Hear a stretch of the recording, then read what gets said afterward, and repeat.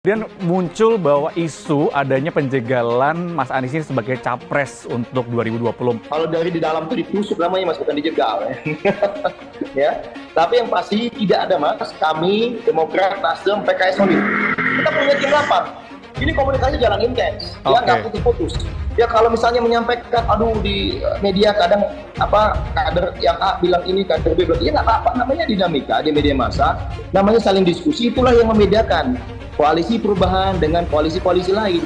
Setiap kader kami, pengurus kami bebas menyampaikan aspirasi dan keinginan. Nggak ada yang kemudian baper, nggak ada yang kemudian merasa marah. Karena apa?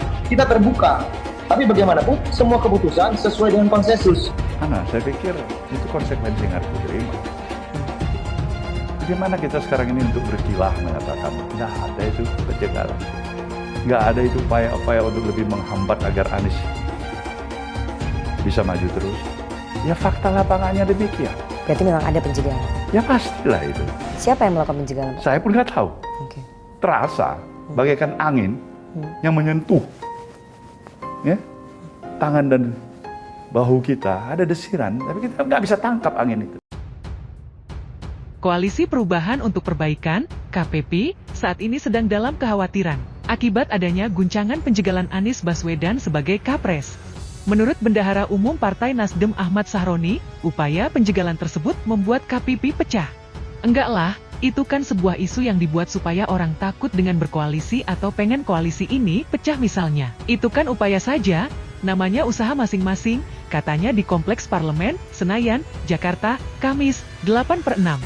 Sahroni sendiri memahami soal upaya penjegalan Anies, namun ia yakin KPP memiliki solidaritas yang baik.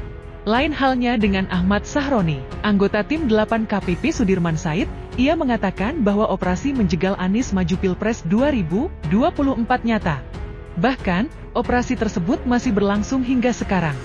Saya kira sudah terlalu banyak orang yang mengatakan bahwa ada upaya untuk membuat Anies tidak bisa maju, kata Sudirman di markas Koalisi Perubahan, Jalan Brawijaya X nomor 46, Kebayoran Baru, Jakarta Selatan, Rabu, 7/6. Seorang politikus koalisi pendukung Jokowi mengakui, Sandiaga membawa misi untuk mengambil alih dukungan PKS dari Anies Baswedan.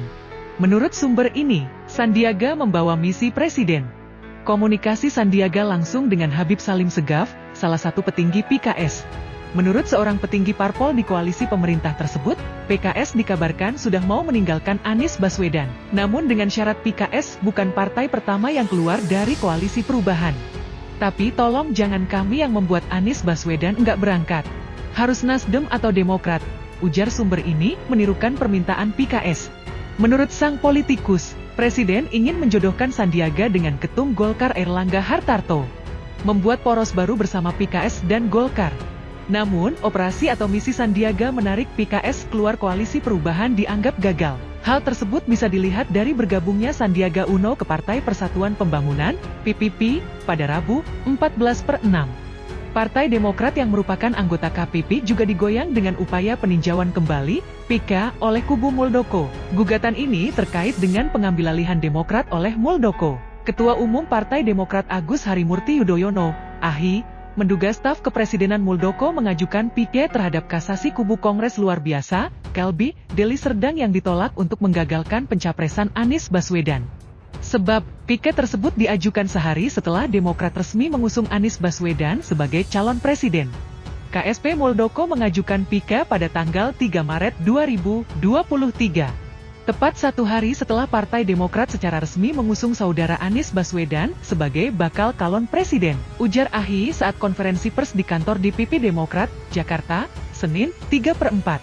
AHI menuturkan, ada upaya untuk membubarkan koalisi perubahan dengan cara mengambil alih kepemimpinan Partai Demokrat lewat Muldoko. AHI menambahkan, meski secara hukum tidak ada alasan untuk memenangkan gugatan Muldoko, namun Demokrat tetap waspada. Namun hingga kini, gugatan terkait pengambilalihan Demokrat oleh Muldoko sudah berkali-kali digagalkan hukum.